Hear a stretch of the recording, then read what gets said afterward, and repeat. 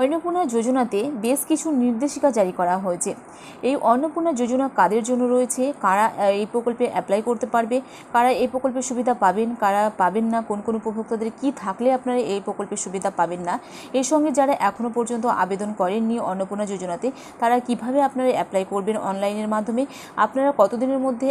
আবেদন করার কতদিনের মধ্যে আপনাদের ভেরিফিকেশন করা হবে এবং ভেরিফিকেশনের সময়সীমা কতদিন রয়েছে, রাজ্য সরকারের তরফ থেকে কী জানানো হয়েছে, ভেরিফিকেশন করার পর আপনাদের অ্যাকাউন্টে কবে সেই টাকা আসতে পারে, কাদেরকে এই প্রকল্পের সুবিধা দেওয়া হবে এবং যারা অলরেডি টাকা পেয়েছে তা কোন কোন উপভোক্তার সেই টাকা আবার ফেরত নিয়ে নিচ্ছে সরকার, সমস্ত কিছু জানাবো আজকের এই ভিডিওর মাধ্যমে। যারা এখনও পর্যন্ত টাকা পাননি তাদের কবে টাকা আসতে চলেছে, সামনে আগস্ট মাস আসতে চলেছে, সেই আগস্ট মাসে কোন কোন উপভোক্তার টাকা ছাড়া হবে, যারা জুন এবং জুলাই মাসে টাকা পেয়েছে তারা প্রত্যেকেই এই প্রকল্পের সুবিধা পাবেন কিনা বা তাদের থেকেও কিছু বাতিল করা হবে, বা যারা এখনও পর্যন্ত পাননি তারা এই প্রকল্পের সুবিধা আগামী মাসে পাবেন কিনা, সমস্ত কিছু জানাবো আজকের এই ভিডিওর মাধ্যমে। আগামী 20 আগস্ট পর্যন্ত আবেদন করা যাচ্ছে অন্নপূর্ণা ভাণ্ডারের জন্য, কিন্তু কারা কারা এই প্রকল্পের টাকা পাবেন তা নিয়ে এখনও পর্যন্ত ধাঁধায় রয়েছে প্রায় সকলেই। ঠিক কোন কোন মহিলার নাম বাদ যেতে পারে এই প্রকল্প থেকে, তবে বেশ কিছু সরকারি জায়গায় খোঁজখবর নিয়ে আসল তথ্য কিন্তু বেরিয়ে এসেছে যে কারা কারা এই প্রকল্পের সুবিধা পাবেন এবং কারা এই প্রকল্প থেকে বঞ্চিত হবেন। জানা গিয়েছে সেই সমস্ত উপভোক্তারা এই প্রকল্পের সুবিধা পাবেন না যাদের স্বামী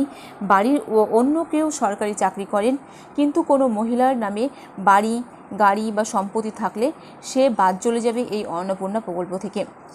কোনো মহিলা যদি উচ্চপদস্থ বেসরকারি কর্মী হন তাহলে তিনি পাবেন না মাসিক 3000 টাকা ভাতা। যদি কোনো মহিলার অ্যাকাউন্টে মোটা টাকার আদান প্রদানের তথ্য পাওয়া থাকে তাহলে সেই মহিলাও পাবেন না এই অন্নপূর্ণা ভাণ্ডারের টাকা। তো কারা এই অন্নপূর্ণা যোজনার টাকা পাবেন, কোন উপভোক্তারা, সমস্ত কিন্তু আজকের ভিডিওর মাধ্যমে আপনাদেরকে জানিয়ে দিচ্ছি। যাদের বাড়িতে অন্য কেউ সরকারি চাকরি করে না বা কোনো স্বামী বেকার কিন্তু কোনো মহিলার নামে বাড়ি, গাড়ি, সম্পত্তি রয়েছে, সে বাদ চলে যাবে কিন্তু এই প্রকল্প থেকে। বা আপনি কোনো বেসরকারি চাকরি করেন, কোনো কাজে কর্মরত রয়েছেন, তাহলে আপনি কিন্তু কোনো এই প্রকল্পের সুবিধা পাবেন না। এছাড়াও যাদের অ্যাকাউন্টে, যেসব মহিলাদের অ্যাকাউন্টে মোটা টাকার একটা আর্থিক লেনদেন হয় সেই সমস্ত মহিলারাও কিন্তু এই প্রকল্পের সুবিধা পাবেন না।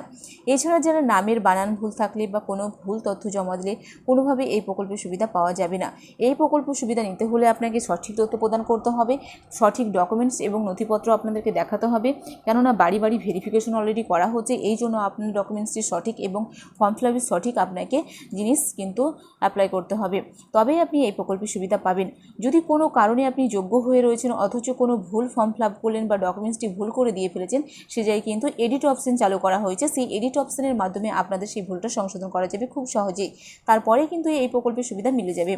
এবং কোনোভাবে তথ্য গোপন করে সুবিধার আওতায় এলে পরে সমস্ত টাকা জমা দিতে হবে পারে বলেও জানা গিয়েছে। যদি আপনি এই প্রকল্পের সুবিধা নেওয়ার জন্য আপনি এই প্রকল্পের প্রাপক নন, যোগ্য নন, অথচ আপনি কোনো বেআইনিভাবে বা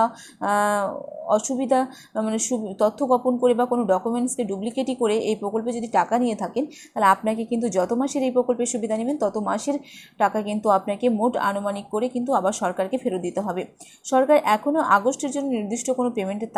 তারিখ ঘোষণা করেনি, তবে ভেরিফিকেশন সম্পূর্ণ হওয়া আবেদনকারীরা অ্যাকাউন্টে মাসের শুরু থেকেই পর্যায়ক্রমে টাকা জমা পড়তে পারে। তাই কোনো নির্দিষ্ট তারিখের থাকার কোনো বিষয় নেই, কেননা